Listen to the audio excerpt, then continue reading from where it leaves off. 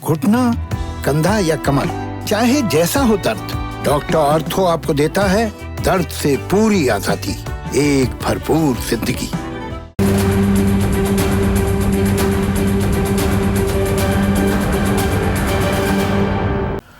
नमस्कार, मैं हूं संदीप चौधरी। आज सबसे बड़ा सवाल में फिर से बात कोरोना की, लेकिन कोरोना की बात करने से पहले मैं चुनाव की बात करना चाहूंगा। जहां भी जब भी चुनाव होते हैं तो तमाम राजनीतिक दल और देश का चुनाव आयोग भी कहता है पहले मतदान फिर जलपान, कि पहले अपने मत का इजहार कीजिए, उसके बाद ही खाना पीना कीजिए।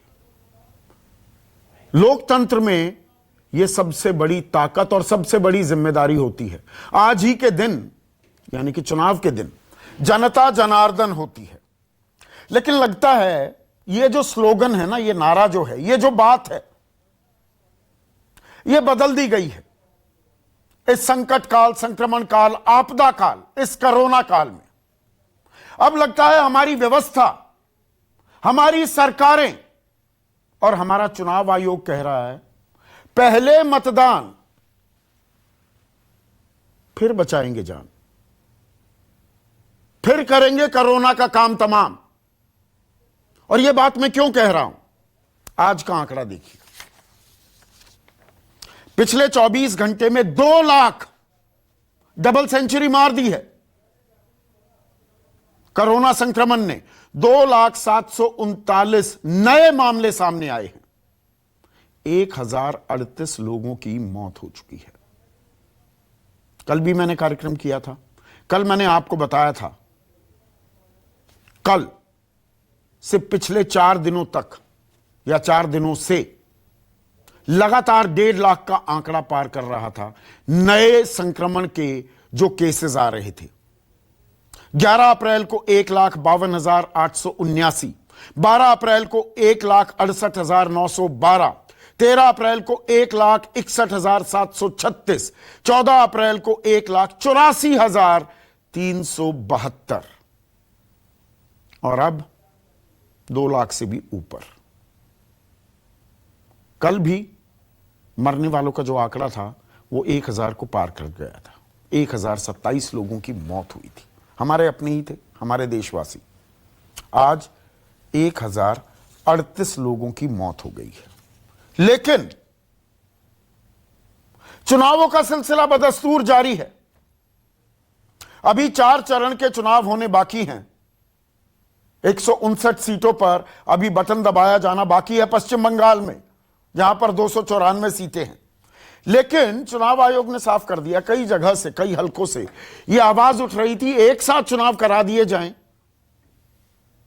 ऐसे वक्त में जब इतना जबरदस्त स्प्रेड हो रहा है, चुनाव आयोग ने कहा नथिंग डूइंग, एक साथ नहीं कराए जाएंगे बाकी दौर के चुनाव, पहले की तय तारीखों पर ही चुनाव होगा। हां, कल एक बैठक जरूर बुलाई है और वहां पर इस बारे में मशक्कत की जाएगी, चर्चा की जाएगी कि प्रोटोकॉल निभाया जा रहा है कि नहीं। मतलब यह बताने की जरूरत है चुनाव आयोग को, प्रोटोकॉल की धज्जियां उड़ रही हैं। चुनाव आयोग क्या धृतराष्ट्र बना हुआ है? चुनाव आयोग को मालूम नहीं हजारों की भीड़ हुजूम रैलियों में आ रहा है, ना 2 गज की दूरी, ना मास्क है जरूरी, पर खच्चे उड़ रहे हैं। और चुनाव आयोग कह रहा है कि अभी समीक्षा करेंगे, वर्चुअल रैली क्यों ना कराई जाए। यह पहले नहीं पता था या पिछले 5 दिनों के आंकड़ों से अंदाजा नहीं लगा पाया चुनाव आयोग? ठीक है, वो साइंटिस्ट नहीं है, मेडिकल एक्सपर्ट्स नहीं है, लेकिन एक कॉमन सेंस भी होती है। अब आप चर्चा करेंगे, ब्रेनस्टॉर्मिंग करेंगे अब 16 तारीख को कि वर्चुअल रैली क्यों ना कराई जाए। यह दिमाग का बल्ब पहले नहीं जला था। और सिर्फ पश्चिम बंगाल की बात नहीं है, और पश्चिम बंगाल में थोड़ा सा मैं और बता दूं, प्रोटोकॉल की जहां तक बात होती है, कांग्रेस के उम्मीदवार हैं रियाजुल हक, इनकी कोरोना के चलते मौत हो गई। धुआंधार प्रचार कर रहे थे जैसे बाकी उम्मीदवार प्रचार कर रहे हैं, 14 अप्रैल को ये अस्पताल में भर्ती हुए थे, यानी कि कल। और प्रचार के दौरान रिजाउल हक बिना मास्क के प्रचार कर रहे थे, जैसे और उम्मीदवार कर रहे हैं, जैसे और स्टार प्रचारक कर रहे हैं। अब उनकी मौत हो गई है। लेकिन ये तो ऑक्यूपेशनल हैजर्ड है, होता रहता है। एक जगह चुनाव टाल दिए जाएंगे, फिर करा दिए जाएंगे, तारीख तय हो जाएगी, मुकर्रर हो जाएगी, लेकिन चुनाव होना चाहिए। और सिर्फ पश्चिम बंगाल में नहीं। अब यह सूची है मेरे पास। 2 लोकसभा के उपचुनाव हो रहे हैं, आंध्र में तिरुपति में और कर्नाटक बेलगाम में। और 14 विधानसभा के उपचुनाव कराए जा रहे हैं, गुजरात, झारखंड, कर्नाटक, मध्य प्रदेश, महाराष्ट्र। ये तमाम वो इलाके हैं जहां पर कोरोना का संक्रमण बहुत तेजी से फैल रहा है। वो आंकड़े भी आपको बताने वाला हूं। मिजोरम, नागालैंड, उड़ीसा, राजस्थान, तेलंगाना, उत्तराखंड। उत्तराखंड की कल हमने तफसील से चर्चा की थी। कुंभ मेले में किस तरह से सोशल प्रोटोकॉल जो है, जो सोशल डिस्टेंसिंग का काम जो है, वो बिल्कुल नदारद दिखा। दमोह में चुनाव हो रहे हैं। परसों मध्य प्रदेश के दमोह में और मध्य प्रदेश में तमाम बड़े शहरों में नाइट कर्फ्यू, लॉकडाउन, एहतियात बरती जा रही है। दमोह में सब खुला खेल फर्रुखाबादी है, क्योंकि वहां चुनाव है। चुनाव होना बहुत जरूरी है। मैंने पहले भी कहा है, फिर कह रहा हूं, चुनाव से डरता है कोरोना, तो दमोह में चुनाव होगा। यह बात और है, भदभदा शमशान घाट की तस्वीरें मैंने आपको दिखाई थी। 20-20 लोगों का एक साथ अंतिम संस्कार किया जा रहा है राजधानी भोपाल में। लेकिन राजधानी भोपाल है ना, वो तो दमोह दूर का इलाका है, वो सेफ जोन है। वो सेफ जोन है तो वहां पर चुनाव होंगे। और उत्तर प्रदेश की भी बात करते हैं। थोड़े आंकड़े पहले बता दूं, फिर उत्तर प्रदेश की भी बात करूंगा। महाराष्ट्र में नए मामले पिछले 24 घंटे के 58,952, सबसे ज्यादा मामले। फिर आता है उत्तर प्रदेश 20,510, दिल्ली 17,282। अरविंद केजरीवाल ने अब नाइट कर्फ्यू लगा दिया है, वीकेंड लॉकडाउन हो गया है। तो अलग अलग जगहों पर कुछ चीजें करने से क्या काम हो जाएगा, या एक हमारी अखिल भारतीय स्तर पर भी कोई रणनीति होनी चाहिए? वो सोशल मीडिया पर एक मैसेज वायरल हो रहा है आजकल, जिसमें कि प्रधानमंत्री ने जिम्मेदारी मुख्यमंत्री पर डाल दी, मुख्यमंत्रियों ने जिम्मेदारी डीएम पर डाल दी, डीएम ने जिम्मेदारी नगर प्रशासन पर डाल दी, नगर प्रशासन ने जिम्मेदारी दुकानदारों पर डाल दी, दुकानदारों ने जिम्मेदारी आम आदमी पर, आप पर, मुझ पर डाल दी। और हम राम भरोसे हो गए और देश आत्मनिर्भर हो गया, कोरोना मुक्त हो गया। छत्तीसगढ़ में 13,576 मामले हैं, मध्य प्रदेश में 9,720, गुजरात 7,000 से ऊपर, 7,500, और उत्तर प्रदेश दूसरे नंबर पर है। लेकिन उत्तर प्रदेश में आज से पंचायत चुनावों का सिलसिला भी शुरू हो गया है। 18 जिलों में आज पहले दौर का मतदान हुआ, वोट डाले गए। 2,21,000 से ज्यादा पद हैं जिनके लिए चुनाव है। 3,33,000 से ज्यादा उम्मीदवार हैं। और पिछले 24 घंटे जो अभी अपडेटेड आंकड़ा है उत्तर प्रदेश का, मैंने आपको 20,510 आंकड़ा बताया था, वो बढ़कर 22,439 हो गया है। पर वहां पर पंचायत चुनाव होने बहुत जरूरी है। ऐसे में आज का सबसे बड़ा सवाल, पहले मतदान फिर बचाएंगे जान, यानी कि 2 तारीख का भी इंतजार हो रहा है। उसके बाद अखिल भारतीय स्तर पर एक रणनीति तय की जाएगी क्या? पहले नतीजे आ जाए 2 मई को, और लोग लापरवाह या सरकार बेपरवाह? चर्चा में मेरे साथ बीजेपी के राष्ट्रीय प्रवक्ता सरदार आरपी सिंह, कांग्रेस के राष्ट्रीय प्रवक्ता डॉक्टर अजय कुमार अपने समय के जाने माने आईपीएस ऑफिसर रह चुके हैं। राजीव रंजन राष्ट्रीय प्रवक्ता हैं जनता दल यूनाइटेड के, अहम घटक है मोदी सरकार की और ये साझा सरकार चला रहे हैं बिहार में। समाजवादी पार्टी के राष्ट्रीय प्रवक्ता अनुराग भदौरिया भी मेरे साथ जुड़ गए हैं और टीएस कृष्णमूर्ति देश के मुख्य चुनाव आयुक्त चीफ इलेक्शन कमिश्नर रह चुके हैं, वो भी चर्चा में जुड़ेंगे। उनसे मैं सवाल की शुरुआत करना चाह रहा था, लेकिन आरपी सिंह, और अच्छा लग रहा है कि आप मास्क लगा रहे हैं, पर आरपी सिंह पहले मतदान फिर करेंगे कोरोना का काम तमाम, हम इस नीति पर चल रहे हैं क्या? देखिए सुधीर जी, मैं आपके प्रस्ताव के पक्ष में हूं कि चुनाव आयोग को इस पर और चिंता करनी चाहिए कि आगे के मतदान कैसे हो, ताकि ये जो कोरोना की लड़ाई है ये भी लड़ी जाए और लोकतंत्र की लड़ाई भी लड़ी जाए, दोनों लड़ाई इकट्ठी लड़ी जाए, दोनों की चिंता हो। ये चुनाव आयोग का काम, और क्योंकि जहां चुनाव हो रहे हैं पूरा जो एडमिनिस्ट्रेशन है चुनाव आयोग के पास है, चाहे तो वर्चुअल रैली पे कर दें, चाहे तो जुर्माना लगाए, इस पे हो जो मतलब चुनाव आयोग अनभिज्ञ है, उसे जानकारी ही नहीं है, वो देख नहीं पा रहा है क्या? धृतराष्ट्र बना हुआ है चुनाव आयोग, दिख नहीं रहा है कि कितने मामले हो गए हैं देश में? तो धीर जी, मैं आपको चाहता हूं, आज आपका जो है ना चुनाव आयोग को लेकर, वो एक पॉलिटिकल पार्टी के पर्सपेक्टिव देखता है। मैं अभी चाहता हूं चुनाव आयोग एक बॉडी है, उनको सब समझ रखता होगा और सब होगा, और हाई कोर्ट सरकार इसलिए चुनाव आयोग उसकी चिंता करे। आपके ऑडियो में दिक्कत आ रही है आरपी सिंह, मैं ऑडियो ठीक करा रहा हूं, मैं पहले राजीव रंजन के पास जाता हूं। कुछ ऑडियो में दिक्कत है, आपकी आवाज दर्शकों तक, और इतनी माशाअल्लाह इतनी बुलंद आवाज है, वो क्लियर ना जाए तो नाइंसाफी है दर्शकों के साथ भी। राजीव रंजन, चुनाव हमारी प्राथमिकता है, कोरोना से तो लड़ लेंगे, पहले चुनावी नतीजे तो आ जाएं, पहले हार जीत तय कर लें, फिर कोरोना को हराएंगे।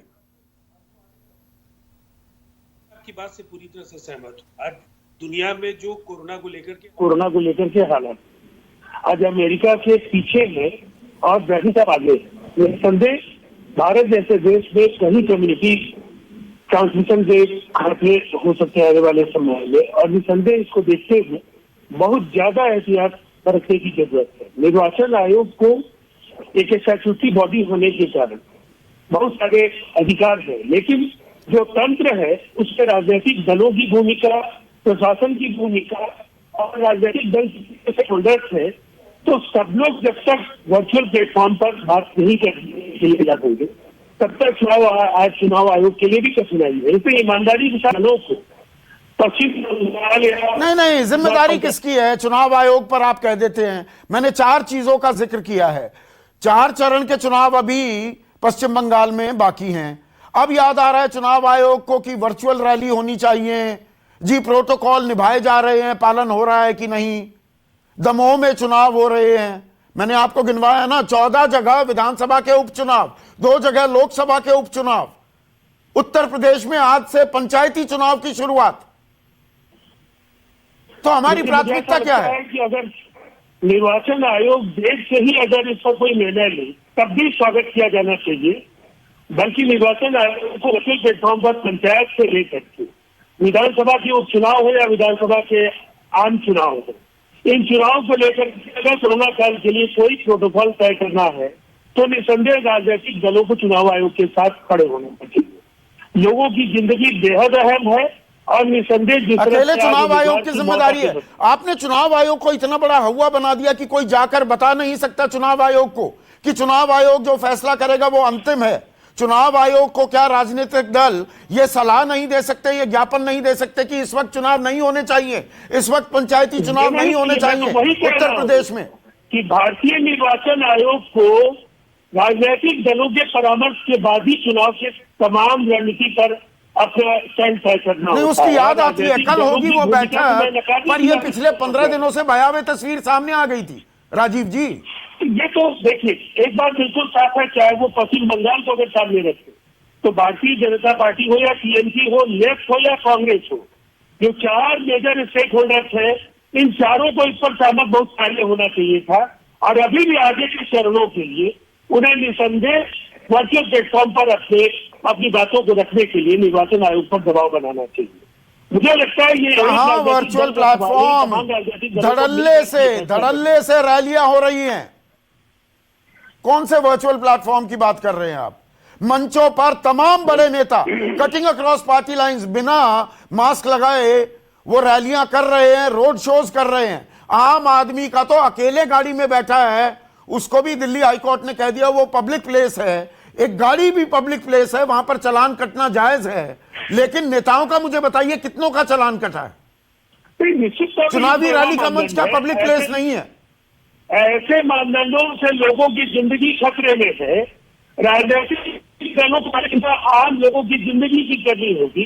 चुनाव के नतीजे वर्चुअल प्लेटफॉर्म पर भी अच्छे होंगे जिन्होंने काम किया होगा। अब वर्चुअल लिटरेसी को लेकर के बहुत ज्यादा तनाव में रहने की जरूरत नहीं है।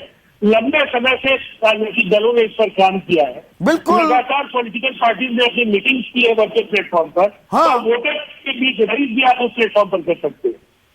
तो क्यों नहीं किया जा रहा? सरदार आरपी सिंह, ये तो कॉमन सेंस की बात है। अकेले सिर्फ चुनाव आयोग की जिम्मेदारी है या दरअसल ये इस चुनावी मेले में हम सब शामिल हैं?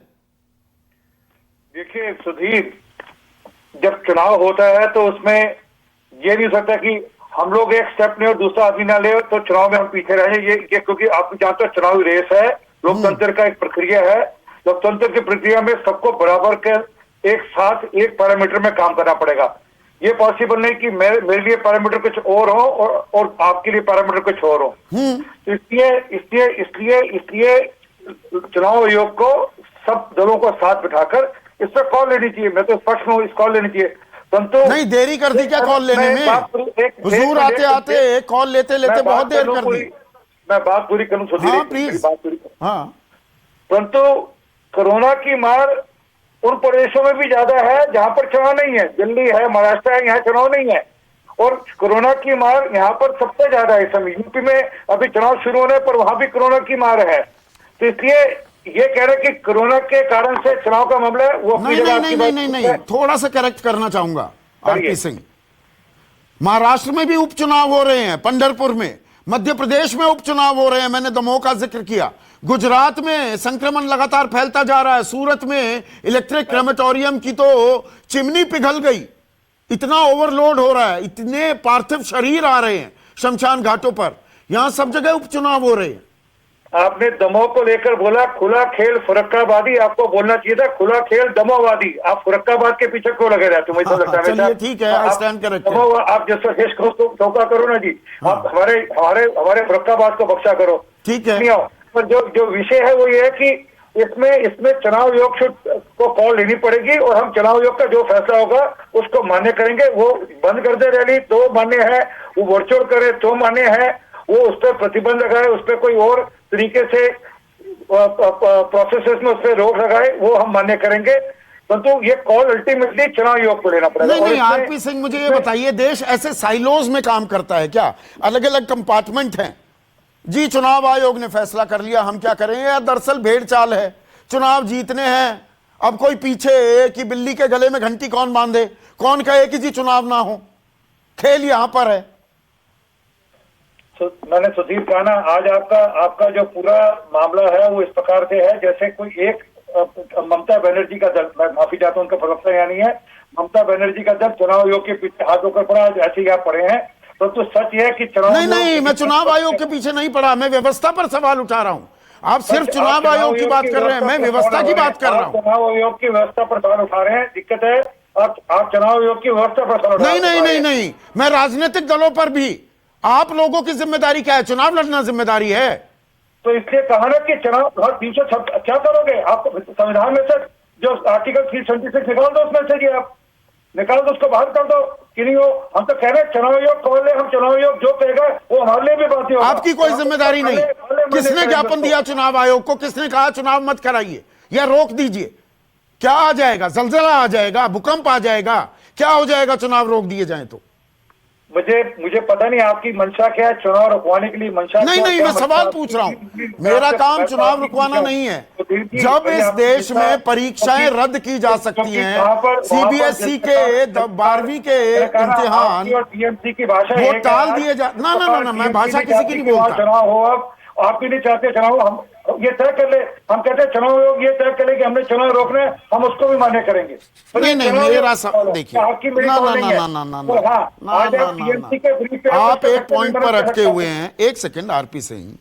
डॉक्टर अजय कुमार, मेरा सवाल ये है, इस देश में बच्चों के भविष्य को महफूज रखने के लिए, बच्चों को सुरक्षित रखने के लिए फैसला लिया गया ना। बोर्ड के इम्तिहान होने थे, 10वीं के सीबीएसई बोर्ड के इम्तिहान वो रद्द कर दिए गए, 12वीं के टाल दिए गए हैं, जून में फैसला लिया जाएगा। और बहुत अच्छा कदम है, सरकार ने इंटरवीन किया ना। प्रधानमंत्री ने शिक्षा मंत्री रमेश पोखरियाल निशंक के साथ बैठक की, यह फैसला लिया गया। तो देश में सिर्फ बच्चे हैं, बाकी आम आदमी नहीं है क्या? पश्चिम बंगाल में 6000 से ऊपर आंकड़ा नहीं पहुंच गया है क्या? उत्तर प्रदेश में दूसरे नंबर पर संक्रमण नहीं है, जहां पंचायती चुनाव होने बहुत जरूरी हो जाते हैं?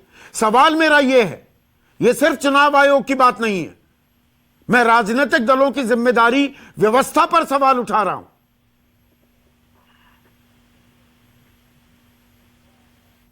बात यह है कि जहां तक उत्तर प्रदेश के चुनाव की बात है, पंचायती चुनाव, वो प्रदेश सरकार के अधीन। तो ये कोई कह दे कि चुनाव आयोग करा रहा है पंचायती चुनाव, ये गलत बात है। ये तो राज्य सरकार तय करती है, उनके chief electoral state electoral officer तय करते हैं, तो ये तो प्रदेश के हाथ। और अगर आरपी सिंह साहब और सब लोग को इसकी जानकारी अवश्य होगी राज्य की, और तो ये प्रदेश का काम। दूसरा है कि यही चुनाव आयोग के ऊपर आरोप क्यों आ रहे? तो अभी एक केरला के हाईकोर्ट ने जो है फटकार लगाई है चुनाव आयोग कि आप वहां केरला में 3 राज्यसभा के चुनाव कराते, जहां पर कराना चाहिए तो नहीं कराते, जहां पर पब्लिक है। तो चुनाव आयोग के ऊपर तीसरा आरोप क्या है कि एक ही जिला में, और राजीव जी और आरपी सिंह साहब अनुराग जी सहमत कि एक ही जिला में एक दिन में एक चुनाव होता है, दूसरा दिन दूसरा चुनाव होता है। ये पहले भारत के इतिहास में बहुत कम ऐसे इस तरह के जो चुनाव हमने, बहुत सारे लोग इन्होंने भी देखा होगा। प्रधानमंत्री मोदी कह रहे हैं तो समर्थन दे दो उनका। वो तो कह रहे हैं एक देश एक चुनाव, एक बार में 5 साल में सारे चुनाव करा दो। एक सेकेंड, एक मैं कंप्लीट कर लेता हूं। हाँ, समस्या एक बार में चुनाव कराने की नहीं, समस्या है कि किस तरह से जो है, जैसे 8 फेज में आपने लोकसभा चुनाव जो है बंगाल में या कहीं पर भी, आप कभी किस 8 फेज में जो बंगाल में करा रहे हैं, आम आरोप हो गया है कि क्योंकि भारतीय जनता पार्टी के पास कार्यकर्ता नहीं, तो एक जिला में दूसरे जगह पहुंचाने के लिए किया गया। नहीं तो कभी हमने तो नहीं देखा है, बहुत सारे चुनाव हमने देखा है, चुनाव लड़ते हुए भी और सरकार में रहते हुए भी। लेकिन एक जिला में जहां पर 6 विधानसभा 4 विधानसभा है, उसमें 2 में आप करा रहे हो, 2 में नहीं करा रहे हो। तो एक तो इस तरह के चुनाव, इसलिए आप इतने पूरे देश में असम को छोड़ करके, जैसे पौंडीचेरी, तमिलनाडु और केरल एक ही दिन में हुआ। तो चुनाव आयोग की जो जिम्मेदारी है, और चुनाव आयोग एक संवैधानिक संस्थान, ये स्पष्ट रूप से पूरी देश जान गया है कि चुनाव आयोग किस तरह से अपना काम कर रहे हैं। उनके साथ को जिस तरह से जो क्षति पहुंचाया गया, सभी लोग, और ये विपक्ष। नहीं, मेरा सवाल ये है जो मैं आरपी सिंह से भी पूछ रहा था, डॉक्टर अजय कुमार, सिर्फ चुनाव आयोग करके इस समस्या का हल या इस सवाल का जवाब नहीं मिल पाएगा। राजनीतिक दल भी तो बढ़ चढ़कर, आप भी तो मैदान में कूदे हुए हैं ना। किसी ने कहा कि लोगों की जान को खतरे में डाल रहे हैं, चुनाव पर विराम लगाइए, चुनाव बाद में भी हो सकते हैं। बिल्ली के गले में किसी ने घंटी बांधी कि नहीं? संदीप जी, अगर ये राष्ट्रीय आपदा है, ये है राष्ट्रीय आपदा, अगर केंद्र सरकार इसको राष्ट्रीय आपदा घोषित करके चुनाव आयोग को अनुरोध करती तो जरूर टाला जाता। दिक्कत क्या है कि जो हमारे हाथ में है, जैसे केंद्र सरकार है, लेकिन केंद्र सरकार में आजकल कहां काम हो रही है? आप बताइएगा कि पूरे हर एक राजनीतिक दल चुनाव में व्यस्त है, ये सही बात है, लेकिन जिसकी जिम्मेदारी है कि आपदा घोषित करने का, सिफारिश गृह मंत्रालय से सिफारिश जाएगी कि आप वर्तमान में यह माहौल, जैसे आप कश्मीर की स्थिति देख लीजिए ना, कश्मीर में आप चुनाव टाल भी रहे कि नहीं टाल रहे। आप कहीं पर भी टाल सकते हैं, आप नॉर्थ ईस्ट में भी टाल सकते अभी हैं। जहां ममता बनर्जी ने कहा है एक साथ चुनाव करा दीजिए, 4 चरण में ना कराइए, कोरोना के चलते एक साथ चुनाव हो, 1 तारीख तय कर दी जाए। ये ममता बनर्जी की अभी हम ब्रेकिंग न्यूज चला रहे हैं नीचे। डॉक्टर अजय कुमार। संदीप जी, मैं बता रहा हूं ना, ये आम चर्चा राजनीतिक सर्कल्स में, जहां जहां भी हम जाते हैं, और आरपी सिंह साहब और राजीव जी और अनुराग जी भी आप इसका समर्थन करेंगे जो ममता कह रही है? एकदम, क्योंकि देखिए एक चीज है, अगर आपको, क्योंकि आपको चुनाव कराना है, अगर आप जितना फैलाएगा उतना कोरोना फैलेगा। आरपी सिंह, ममता बनर्जी कह रही है, आपकी प्रतिद्वंदी हैं, कांटे की आपकी टक्कर चल रही है पश्चिम बंगाल में, वो कह रही हैं कोरोना के चलते आम आदमी की सहूलियत के लिए, उनकी सुरक्षा के लिए एक साथ चुनाव करा दिए जाएं, बाकी 4 चरणों के। होना चाहिए ऐसा? जी धन्यवाद। पहली बात तो अजय बोस जी ने कहा 8 फेज में चुनाव हो रहे हैं। अजय बोस जी पिछली बार 7 फेज में हुए थे, और जिस प्रकार से पिछले 5 साल में वहां पर राजनीतिक हत्याएं हुई, और जिस प्रकार से लोकतंत्र का मजाक पिछली बार पंचायत चुनाव में उड़ाया गया, इसलिए शायद चुनाव, मुझे नहीं पता, शायद इसलिए ममता बनर्जी जो कह रही है, क्या उसका समर्थन करेंगे? 1 चरण में हो जाए चुनाव, बाकी 4 चरणों के। आप 6 लोगों को बीच में बुलाएंगे, फिर मेरा जवाब भी नहीं सुनना, ठीक बात नहीं है। और सुधीर जी, आज आप इतना संदीप है मेरा नाम, सुधीर नहीं है मेरा। आप प्लीज, मैं नहीं, मुझे इस बात पर एतराज है, मेरा नाम संदीप है, सुधीर नहीं है। तो सुधीर जी बात पूरी कर लें। मेरा नाम संदीप है, सुधीर नहीं है, मैं टोकूंगा इस बात पर आपको। माय अपॉलॉजीज, मेरी माफ संदीप जी। हाँ। आप अभी किसान आंदोलन में तो आप बड़े उछल कर आपने अपने एंकर्स भेजे, आपने अपने रिपोर्टर्स भेजे, अभी भी वहां किसान आंदोलन चल रहा है। आप में से किसी एक ने बोला किसान नेताओं को, भैया आप आंदोलन पैकअप करो, इस समय दिक्कत है, पंजाब में सबसे ज्यादा दिक्कत हो रही है। कोई नहीं बोलेंगे, आपका मुंह चल जाएगा, क्योंकि आपको तो आज मैंने कहा आप टीएमसी का एजेंडा बढ़ा रहे हैं। अच्छा, ममता बनर्जी जो कह रही हैं, ममता हार के चलते कह रही हैं कि 1 ही चरण में चुनाव कराए जाएं।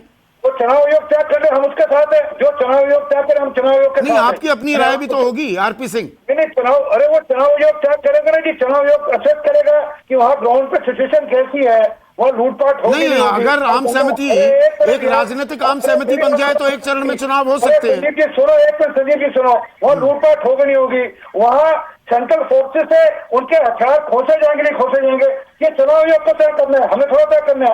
अच्छा, आपको तय नहीं करना, ये चुनाव आयोग ने तय करना है। और ये आप भी तय करिए कि किसान आंदोलन में बड़े भगदड़ चक्कर जाते थे, और आपने एक बार नहीं, मैं तो अब भी जाऊंगा। आपने एक बार नहीं बोला किसान आंदोलन में, आपने एक बार नहीं बोला संदीप जी कि आप फंस बैठे हो यहाँ पर, कोरोना अभी गया नहीं है। आपसे मैंने आपके साथ कई डिबेट किए किसान आंदोलन पे, परंतु आपने एक बार नहीं बोला कि भैया कोरोना फैल सकता है, अपने अपने घर जाओ, अपना आंदोलन फिर कर लेना। कभी एक बार नहीं बोला होगा आपने, परंतु आपको सूट करता है। अच्छा, मुझे सूट करता है तो सरकार ने 12 दौर जो बातचीत की, उनको बॉर्डर पर रोके रखा, सरकार ने एक बार नहीं बोला, आज बोल रही है, तो सरकार को भी सूट कर रहा था आरपी सिंह, सरकार को भी सूट कर रहा था। वो अपनी मर्जी से रोके, हमने नहीं रोका। नहीं, 12 दौर जो बातचीत हुई, सरकार को डर नहीं था संक्रमण का उस वक्त, दिल्ली में जगह दी थी, कोई डर नहीं था। 40 आदमियों से बात कर रही थी सरकार। उनकी मंशा थी वहां रुकने की, उनकी मंशा थी 26 जनवरी कराने की, हमने नहीं कराई 26 जनवरी उनके हाथों से। अच्छा, उनकी मंशा वहां रुकने की थी कि सरकार ने रोका था? हमने नहीं रोका बिल्कुल भी। अच्छा, नहीं रोका ना, वो कुटिया, वो कीले जो गाड़ दी गई थी सड़कों पर, जो नुकीले तार लगा दिए गए थे, जो बैरिकेड बना दिए गए थे, वो अपने आप आ गए थे। हमने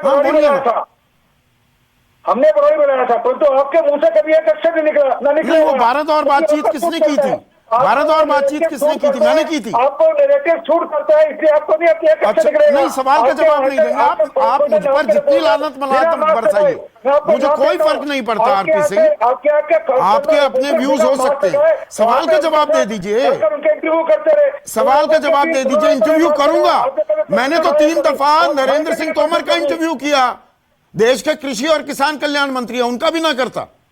नहीं, परंतु आपने, आपके रिपोर्टर बिना मास्क के वहां इंटरव्यू करते रहे, आपका कॉरेस्पोंडेंट बिना मास्क के, उनका भी, और आपके नेता बिना मास्क के चुनावी रैलियों में जा रहे हैं, उनके बारे में भी कुछ बोलेंगे? आपके नेता बिना मास्क के चुनावी रैलियों में जा रहे हैं, आप तो आज घर में बैठकर मास्क लगा रहे हैं, अपने नेताओं को बोलेंगे आरपी सिंह? भड़काकर वो बैठाया जाए, आपका सूट करता था। अच्छा, सूट करता है, आपने एक बार नहीं बोला। अच्छा, सूट करता है। टीएस कृष्णमूर्ति मुझे ये बताइए अब, क्योंकि ये बड़ी खबर आ रही है, ममता बनर्जी कह रही हैं कि 4 चरणों के चुनाव एक ही चरण में करा दिए जाएं। क्या चुनाव आयोग को इस फैलते संक्रमण के चलते अपनी स्ट्रैटेजी को रिविजिट करने की जरूरत है? कृष्णमूर्ति साहब, पहला ये आपको मालूम होना चाहिए, ये इलेक्शन सब नोटिफिकेशन डेट सब गैजेट में आ गया है। अगर चेंज करना है तो पोस्टपोन कर सकता है, प्रीपोन करने का बहुत मुश्किल है इलेक्शन कमीशन के लिए। सब चरण, एक ही चरण लास्ट फेज में रख सकता है अगर चाहिए तो, लेकिन लॉ एंड ऑर्डर का प्रॉब्लम है। Other law and order can be controlled by having all the three on the last phase of the election. You cannot prepone an election. You can postpone an election.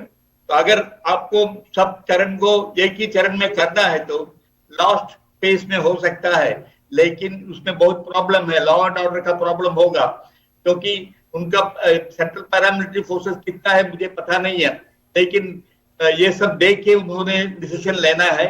मेरे ख्याल में simple solution हो सकता है, public rallies को ban कर दो। ये 3 चरण में पब्लिक रैलीज को बैन कर दो। इलेक्शन 3 फेजेस 4 फेजेस में हो सकता है, क्योंकि पब्लिक रैली से कोरोना ज्यादा होता है। पब्लिक रैलीज को बैन कर देना और डिजिटल कैंपेन कर सकते हैं बस। तो ये चीजें देखिए, चुनाव आयोग, कृष्णमूर्ति साहब आप चीफ इलेक्शन कमिश्नर रहे हैं, चुनाव आयोग कोई साइंटिस्ट की बॉडी तो नहीं है या मेडिकल एक्सपर्ट्स वहां पर नहीं है, और ये कोरोना है, ये क्या रूप लेगा चुनाव आयोग इसके बारे में पहले से ही भविष्यवाणी तो नहीं कर सकता है। लेकिन वो extraordinary measures, extraordinary situations call for extraordinary measures. ऐसी आपातकाल आ जाए तो हम अपनी स्ट्रैटेजी को रिविजिट भी तो कर सकते हैं। अब देखिए, पंचायती चुनाव हो रहे हैं उत्तर प्रदेश में, उपचुनाव भी हो रहे हैं, राज्यसभा के चुनाव हो रहे हैं, चुनाव हमारी प्रायोरिटी लगता है।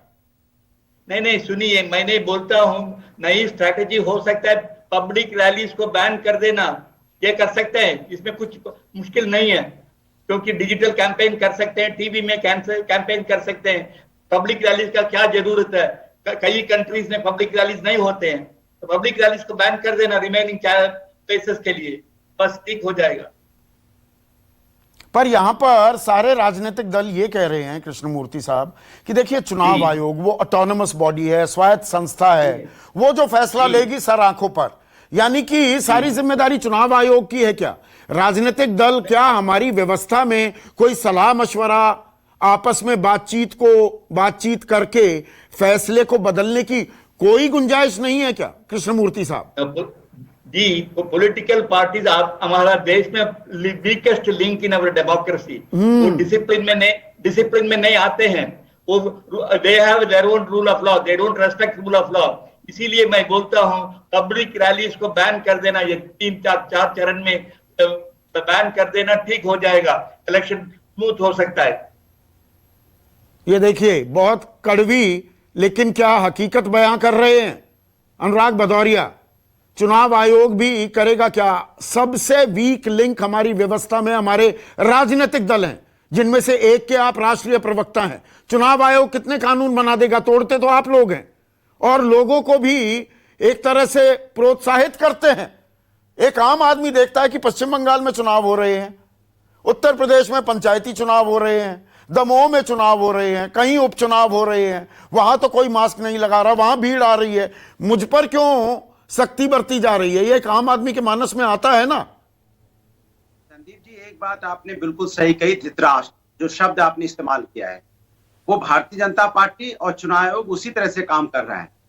और आप अच्छी तरह जानते हो देश की आजकल जो ये संस्थाएं हैं वो किसके इशारे पे काम करती है, किसी से छुपा हुआ नहीं है। अभी देखिए, पूर्व चुनाव आयोग कितनी अच्छी बात कर रहे थे, ये बैन उनको पहले लगा देना चाहिए था। रैली पे बैन तो लगा ही सकती थी, वर्चुअल रैली करने के लिए चुनाव आयोग तो पहले ही बोल सकता था। क्यों चुनाव आयोग ने नहीं बोला? क्यों चुनाव आयोग इतने दिन तक इंतजार करता रहा? एक बात। दूसरी बात, नहीं, जो आचार संहिता बनाता भी है चुनाव आयोग, कृष्णमूर्ति साहब ने यह भी कहा, उसे तोड़ने वाले सबसे आगे आप लोग हैं, राजनीतिक दल। तो वही तो मैं कह रहा हूं, देश के प्रधानमंत्री जी 8 बजे आके लॉकडाउन पूरे हिंदुस्तान में लगा देते हैं अचानक, लेकिन वो ये नहीं कह सकते कि प्रोटोकॉल का पूरा हमें शक्ति से पालन करना चाहिए।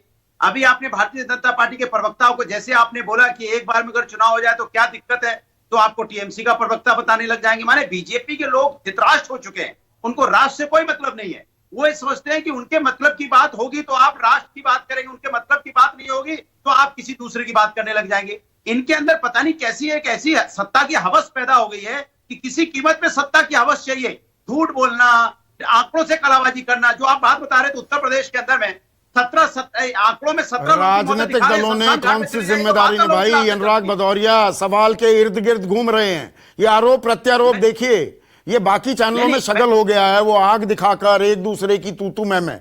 यहां मैं सीधा सवाल पूछ रहा हूं, राजनीतिक दलों ने अपनी जिम्मेदारी का निर्वाह किया है क्या?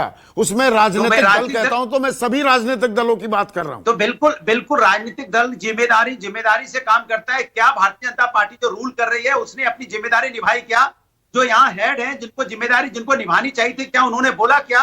क्या भारतीय जनता पार्टी के नेताओं ने बोला क्या कि नहीं वहां पे रैली नहीं होनी चाहिए, वर्चुअल रैली होनी चाहिए, वहां पे चुनाव नहीं होना चाहिए? उत्तर प्रदेश में चुनाव चल रहा है, वो तो कह रहे हैं, आरपी सिंह कह रहे हैं चुनाव आयोग जैसा कहेगा सर्वमान्य होगा, हम मानेंगे। अरे वो इसलिए कह रहे हैं क्योंकि वो अपने से बचना चाहते, उनको सत्ता चाहिए। अभी चुनाव आयोग ने अगर बोल दिया होता तो ये अभी दूसरी बातें कह रहे होते। चुनाव आयोग तो इनकी बातों को बोल रहा है ना, ये जो चाह रहे हैं वही तो चुनाव आयोग से बुलवा रहे हैं। ये तो उनकी आदत हो चुकी है। आज के देश में हालत ऐसी हो गई है कि सारी संस्थाएं भारतीय जनता पार्टी के इशारे पे कह रहे हैं, इशारे पे काम कर रही है। ऐसा नहीं है, ये चिंता की बात देश की कलकत्ता हाईकोर्ट ने खिंचाई की है, जमकर फटकार लगाई है, चुनाव आयोग पर सवाल उठाए हैं। गुजरात हाईकोर्ट ने कहा है कि कोविड प्रोटोकॉल ढंग से क्यों नहीं निभाए जा रहे हैं, सरकार की फायदा क्या दी है। लेकिन फायदा क्या हुआ? रिजल्ट क्या आया उसका? बख्या तो उधेड़ दी, बख्या उन्होंने हाईकोर्ट ने झाड़ लगाई, बीजेपी वाले झाड़ के खड़े हो गए। लोग कोई फर्क नहीं पड़ता, झाड़ते रहो, मुझे तो सत्ता चाहिए, किसी कीमत पे। लोग मरते हैं तो मरते रहे। लोगों को कोरोना, भाई 1 साल पहले कोरोना आ चुका था, 1 साल पहले कोरोना आया था, तो क्या 1 साल तक इन्होंने अपनी जिम्मेदारी का निर्वाह किया? हॉस्पिटल्स बनवाए, बेड बनवाए, वेंटिलेटर मंगवाया, गैस सिलेंडर की, ऑक्सीजन की व्यवस्था की, नहीं की ना? एम्बुलेंस की व्यवस्था क्यों नहीं की इन्होंने?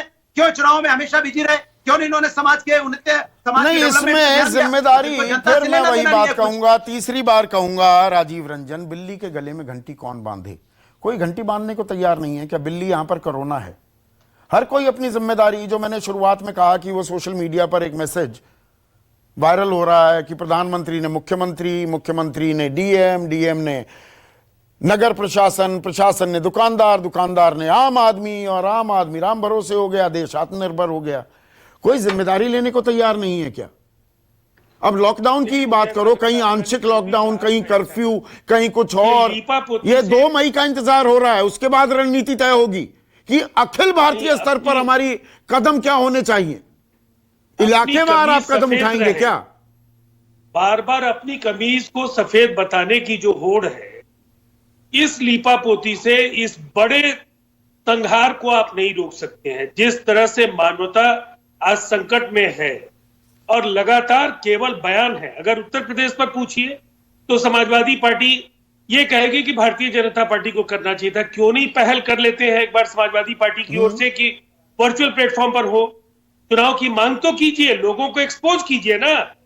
लेकिन आप भी चाहेंगे कि चुनाव परंपरागत तरीके से ही हो, तो फिर ये खेल इस तरीके का है कि कोरोना से लड़ने से ज्यादा आपको अपनी बढ़त, अपनी श्रेष्ठता को स्थापित करने की जो बेचैनी है, उसकी वजह से आप केवल ब्लेम गेम करेंगे। नहीं, मुझे एक चीज समझाइए राजीव रंजन, एक चीज समझाइए जी। भाई, पिछले साल हमने लॉकडाउन किया, 3 बार किया, 519 केस थे 24 मार्च को जब पहले लॉकडाउन की घोषणा हुई, दूसरे पर 10,000 थे, तीसरे लॉकडाउन 3 मई को जो हुआ उसमें 40,000 केसेस थे।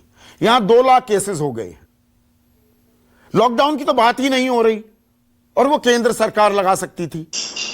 यहां पर अलग अलग जगह पर अलग अलग प्रतिक्रियाएं चल रही हैं, कहीं संडे लॉकडाउन, कहीं नाइट कर्फ्यू, कहीं कुछ और, कहीं शहरों में कर्फ्यू।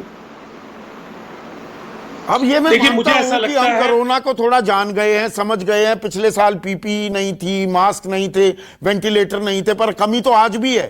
तो पिछले साल इस बार में ऐसा फर्क क्या है?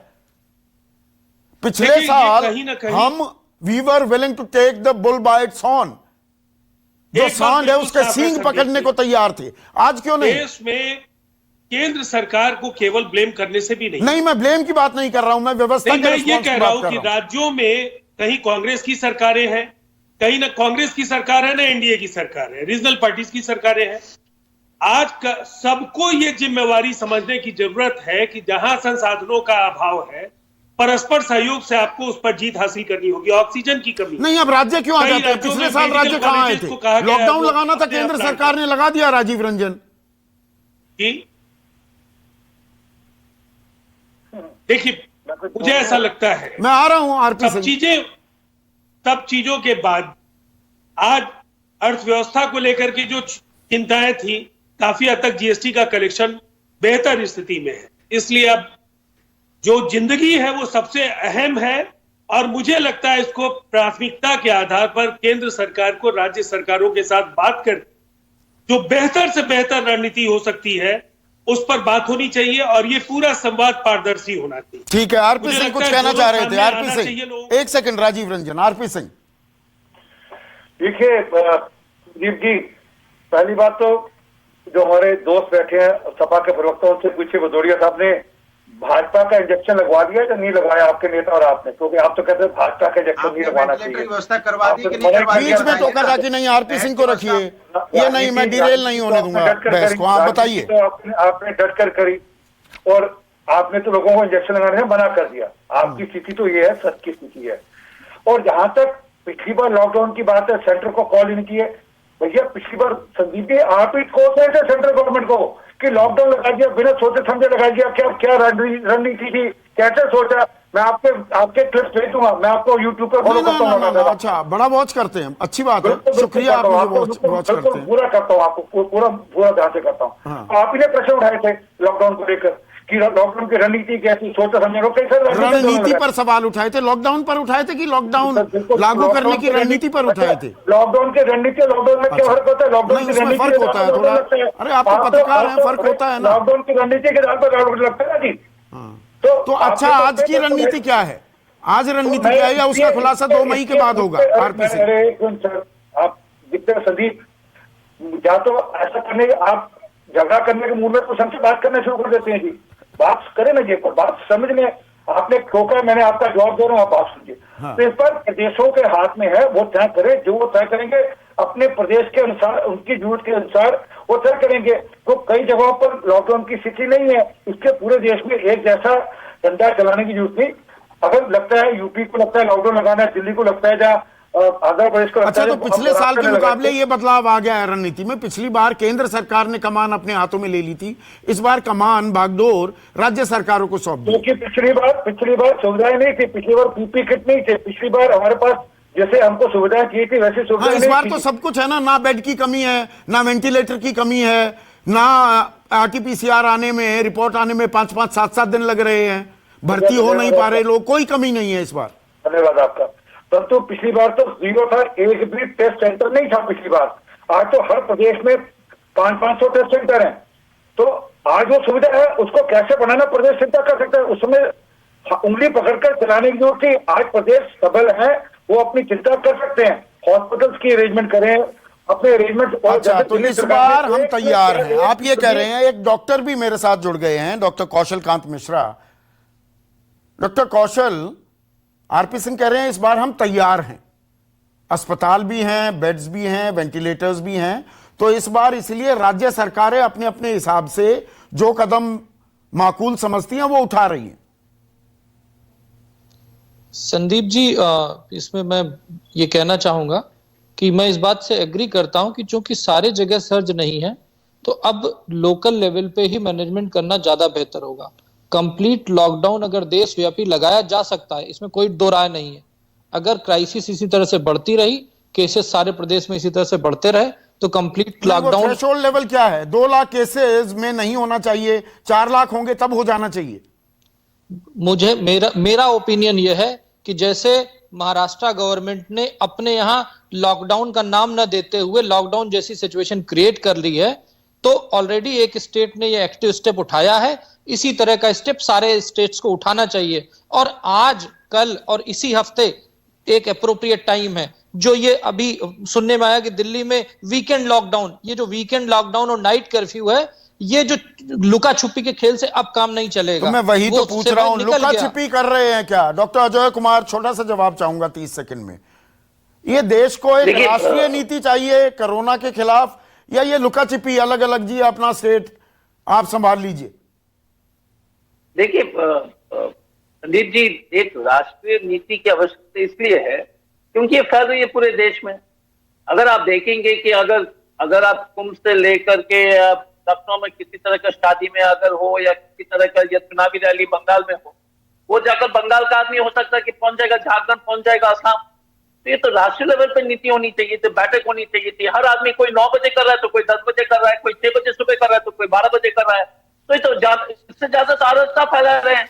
लेकिन तो इस पर हमारी व्यवस्था को, हमारी सरकारों को, केंद्र सरकार हो, राज्य सरकारें और चुनाव आयोग, सबको मिलकर ये तय करना होगा दरअसल हमारी प्राथमिकता क्या है। ये बहुत ही अहम, बहुत ही गंभीर और राष्ट्रहित का सबसे बड़ा सवाल है। सोचिए इस बारे में। नमस्कार। खास जड़ी बूटियों से बना पेट सफा आयुर्वेदिक चूर्ण आज ही ले आएं। पेट सफा पहली रात से ही असर दिखाता है और इसकी आदत भी नहीं पड़ती। पेट सफा, हर रोग दफा।